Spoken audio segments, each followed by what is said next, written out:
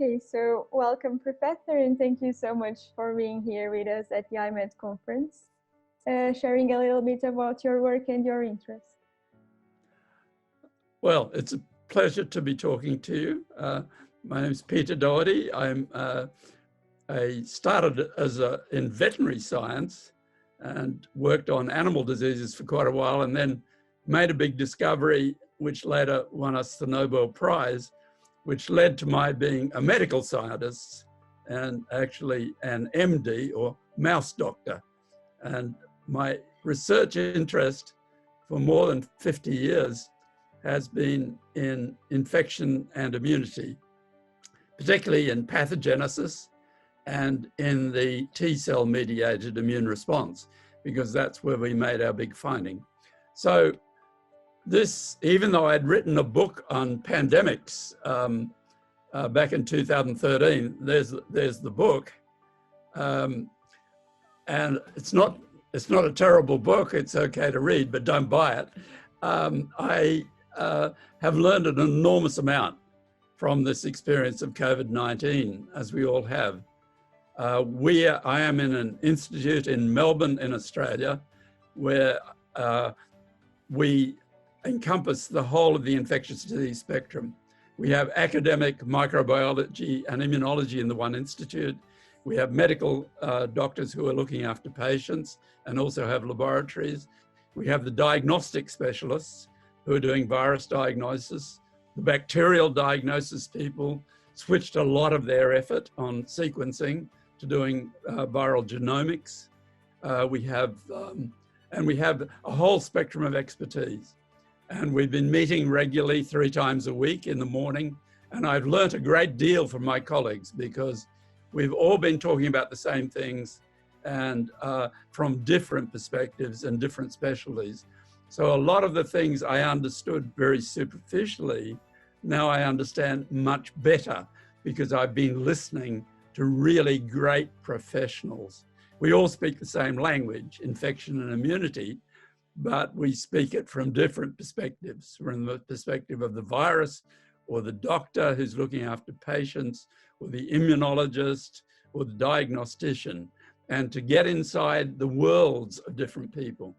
So in talking particularly to medical students, I can say what I always think is the most important thing to do as you're studying medicine or you're studying for any good profession. Be a really good professional, be really good at what you do, know your stuff, be really competent. You can start from there. You can start to become a dermatologist and make a lot of money, as you would in this country, or you can start to be an infectious disease specialist, which means you make a lot less money, or you can be an academic and researcher, or a general practitioner.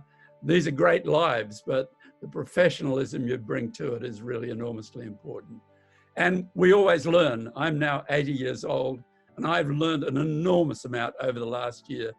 And COVID-19 is also a disease like none we've ever seen before. Initially, we thought of it like influenza as a respiratory problem.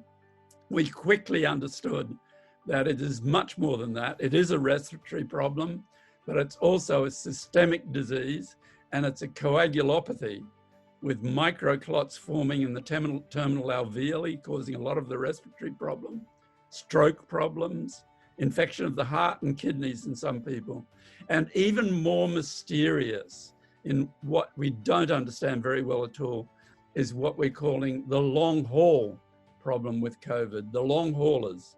We have a number of deaths, as you know, particularly in much older people. But what we're seeing in younger people at a higher incidence than the death rate, I think, is this persistent symptomatology, chronic fatigue, headaches, muscle pains. This seems to be occurring in people who have had a very, very mild initial infection and then come back with these symptoms.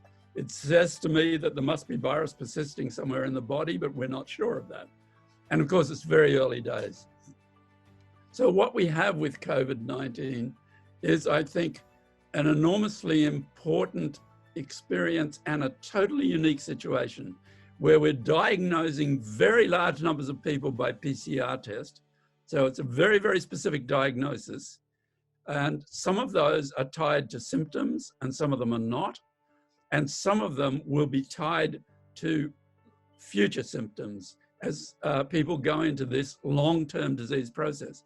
So this is a unique situation. We have never done this before with any human disease.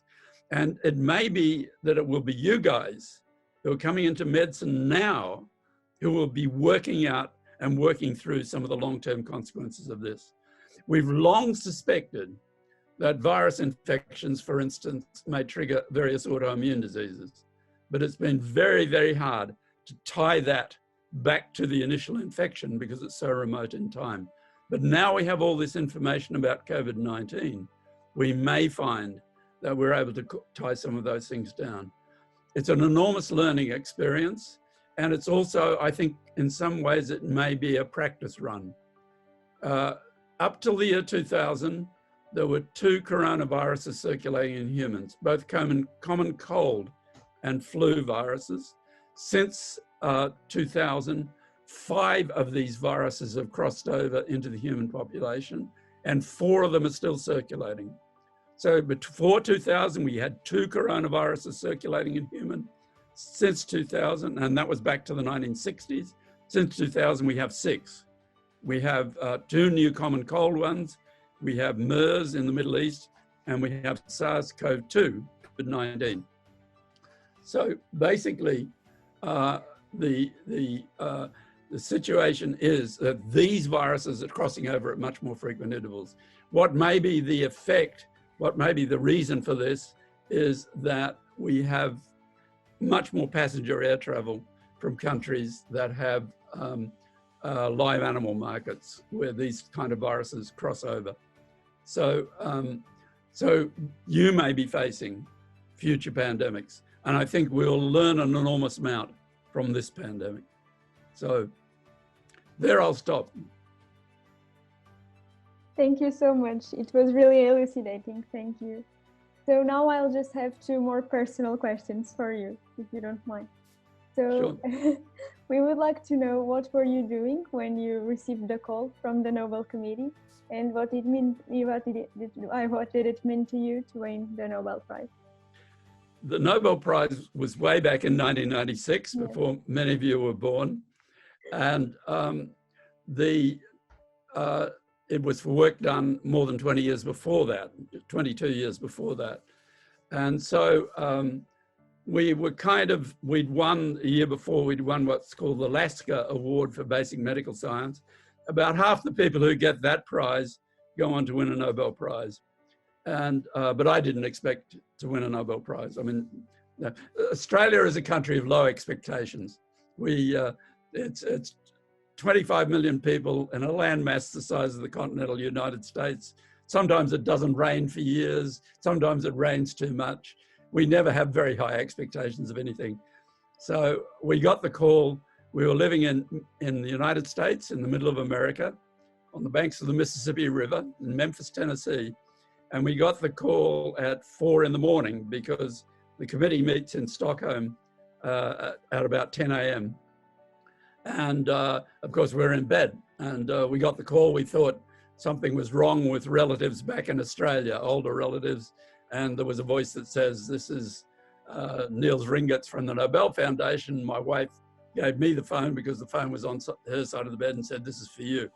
And so that's when we learned we'd won the Nobel Prize. So it was an enormously busy year and the next few years and so forth. But what it did to me as a scientist, the Nobel Prize is the one prize that actually makes you some kind of public figure.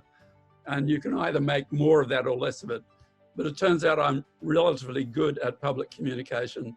So since that Nobel Prize, now for 26 years, 24 years, I've been very much involved in public communication around science, as well as doing research for many years, which I'm not still doing. But I've been very much involved in public communication around science, not just this sort of science, also about climate science, which I'm very concerned about. Yeah, that's really nice. Thank you. And if you could go back in time, what would you say to your 20-year-old self? Um, what would I say? I'm not really sure. I mean, and in a way, by training in veterinary science, which was a very strange thing for someone with my background to do, I kind of did the wrong thing. If I'd taken a medical degree, I think I would have been a very happy cardiologist and made lots of money. But instead, I became a researcher. To my 20-year-old self, I think the one thing I'd say is don't be in too much of a hurry. People live a very long time and you can do different things. So what I would say, don't be in too much of a hurry and think about alternatives as well, because you can change and do different things from what you've set out on. And my life has been like that. So it's really been determined by chance because I've taken the main opportunities, if you like. But I wouldn't be upset with failure as a 20-year-old. We all have to fail sometimes. I wouldn't be obsessed with the idea that my life must go in the direction that I think it must go. Just listen to what's happening, listening to other people, talk to other people a lot. Talking to people is great. You learn a vast amount by talking to people. And just don't be in too much of a rush. Thank you so much. It was a pleasure talking to you today. Thank you. Okay, good luck. Stay well. Thank okay, you. Bye.